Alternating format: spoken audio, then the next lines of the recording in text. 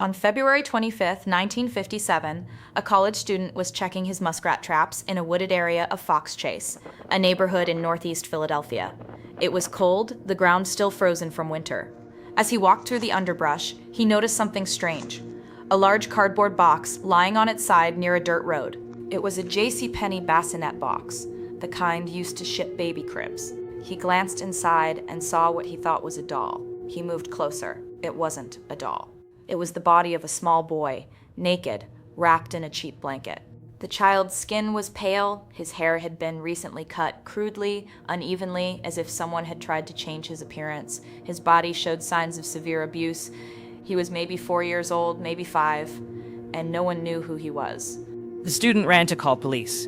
When detectives arrived and processed the scene, they found no identification, no clothing, no clues, just a dead child in a box, discarded like garbage.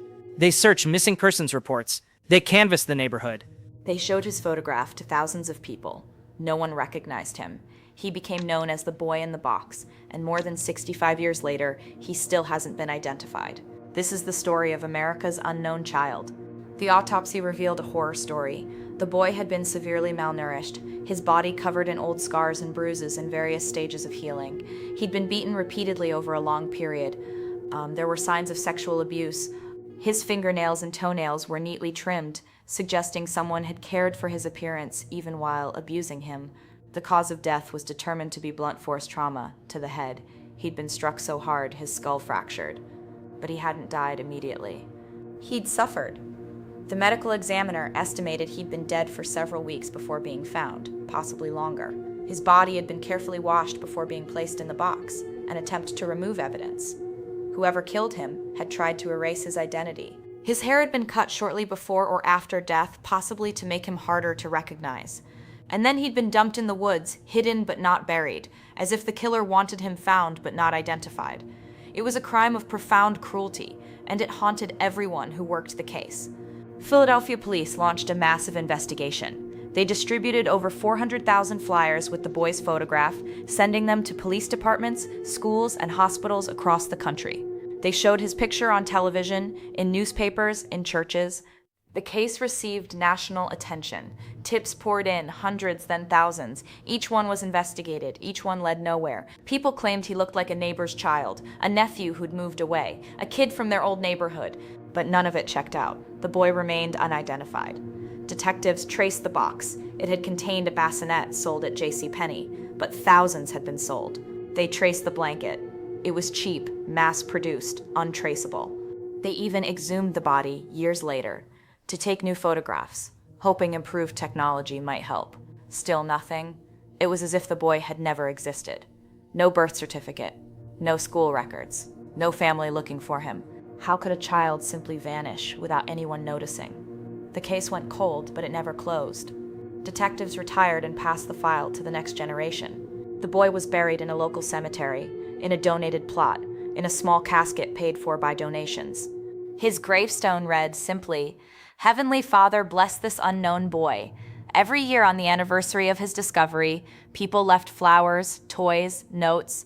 He became a symbol of all the forgotten children, the abused, the discarded, the ones nobody looked for. In 1998, 41 years after his death, America's Most Wanted featured the case. New tips came in, but again, they led nowhere. Then, in 2002, a woman came forward with a story that seemed to break the case wide open. She said her abusive mother had purchased the boy from his birth parents in 1954. She claimed the boy had lived in her house, locked in the basement, beaten and starved. She said she'd witnessed her mother kill him in a fit of rage, then dispose of the body. It was a detailed, horrifying account. Police investigated intensively, but they couldn't corroborate her story. The house she described didn't match the evidence. Key details were wrong. Investigators began to suspect she was mentally ill, confabulating, mixing truth with fantasy. The lead evaporated. Over the decades, theories multiplied. Some believed the boy was the victim of a child trafficking ring, sold and abused until he became inconvenient. Others thought he might have been the illegitimate child of a prominent family, hidden away and eventually killed to protect a secret. There were theories involving traveling carnivals, workers who moved from town to town, invisible, untraceable.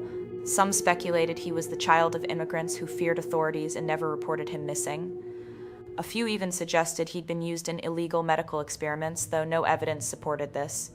Each theory had a kernel of plausibility, but none could be proven. The truth was buried with the boy, and whoever killed him had taken the secret to their grave or was still out there living with it. The case became an obsession for some investigators, a white whale they could never catch. One detective worked the case for over 30 years, following every lead, interviewing hundreds of people, never giving up.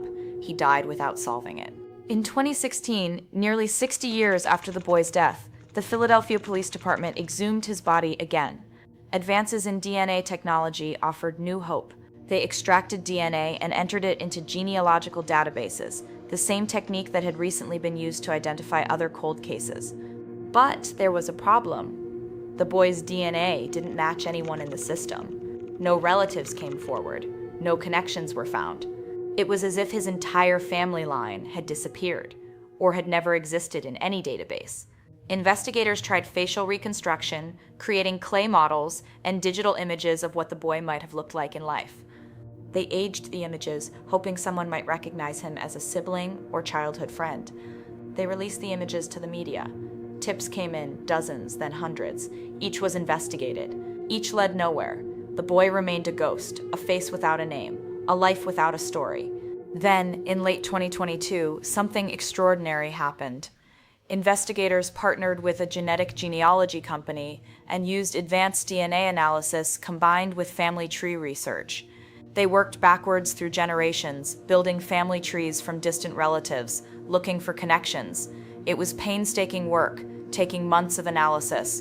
And finally, in December 2022, 65 years after the boy was found, the Philadelphia Police Department held a press conference. They announced they had identified him.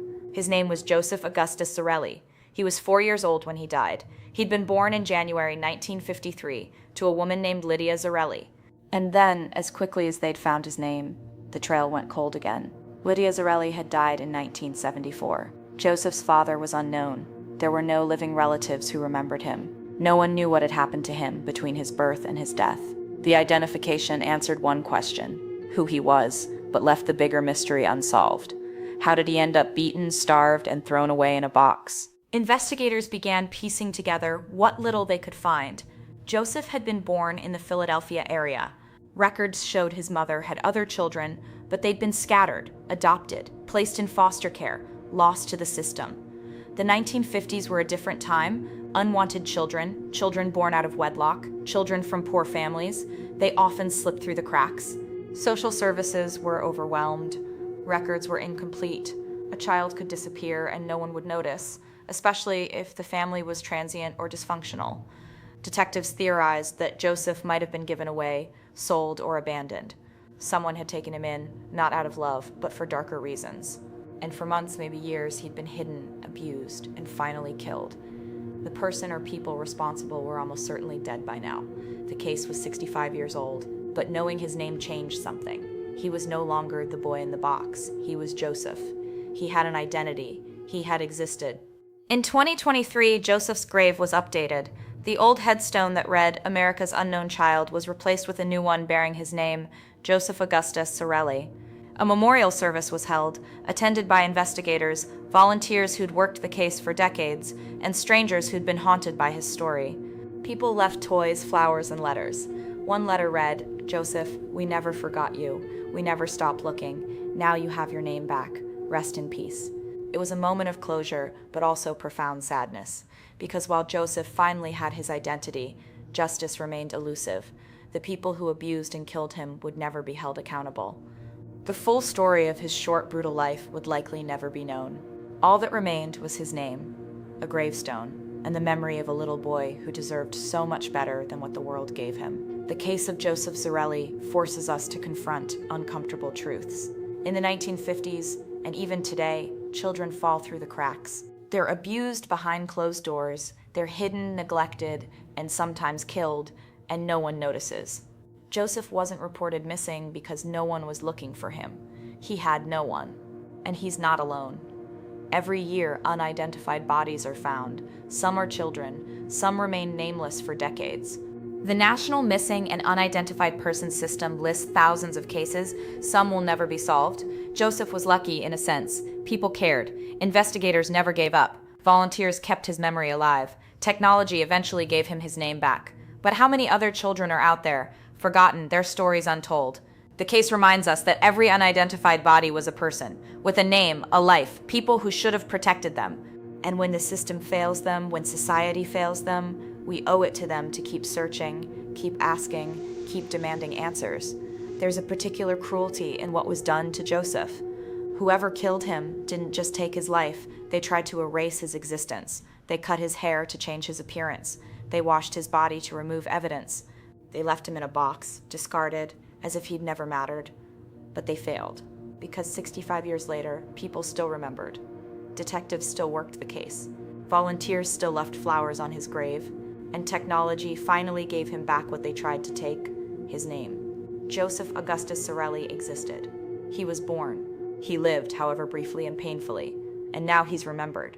That doesn't undo what happened to him. It doesn't bring him justice, but it means he's no longer forgotten, and in a world that tried to erase him, that matters. The investigation into Joseph's murder continues, though the chances of solving it diminish with each passing year. Anyone who knew what happened is likely dead. Records from the 1950s are incomplete or lost. Memories have faded, but investigators haven't given up. They're still looking for relatives, for anyone who might remember the Sorelli family, for any scrap of information that could explain what happened. They're using genealogy databases to build out Joseph's family tree, hoping to find someone who remembers a little boy who disappeared. It's a long shot, but it's all they have. And for the detectives who've devoted years to this case, giving up isn't an option. Joseph deserves better. He deserved better in life, and he deserves better now. The least they can do is keep searching for the truth. There's something deeply human about our need to name the dead. In cultures around the world, naming is sacred. It's how we honor the deceased, how we remember them, how we keep them from being truly lost. For 65 years, Joseph was the boy in the box, a placeholder, a symbol, but symbols aren't people. People have names. And now Joseph has his. It's a small thing, in one sense. It doesn't change the fact that he died alone, in pain, at the hands of someone who should have protected him. But it changes how we remember him. He's not just a tragedy anymore. He's Joseph, a little boy who was born in 1953, who lived for 4 short years, who suffered and who died, and who finally, after more than 6 decades, got his name back. In a case with so few answers that one answer matters, it's not justice, but it's something. It's recognition, it's remembrance, it's proof that he existed and that he mattered. On a quiet hill in Philadelphia, in a cemetery surrounded by trees, there's a small grave with a new headstone. Visitors still come, leaving flowers, toys, and notes. Some are from people who worked the case. Others are from strangers who were moved by Joseph's story. The notes say things like, "You are not forgotten, and we will always remember you. And rest now, Joseph." It's a ritual of collective mourning for a child none of them ever knew, but all of them feel connected to. Because Joseph's story is about more than one boy, it's about all the vulnerable children, the ones who slip through the cracks, the ones who suffer in silence, the ones whose deaths go unnoticed. Joseph became a symbol for all of them. And now, with his name restored, he's also a reminder that every victim deserves to be remembered, deserves to be named, deserves to have their story told, even if it takes 65 years, even if justice never comes, even if all we can give them is a name on a stone and the promise that they will not be forgotten. That's what Joseph has now. And maybe, in the end, that's the only victory possible in a case this heartbreaking. He has his name. He is remembered, and he will never be forgotten again.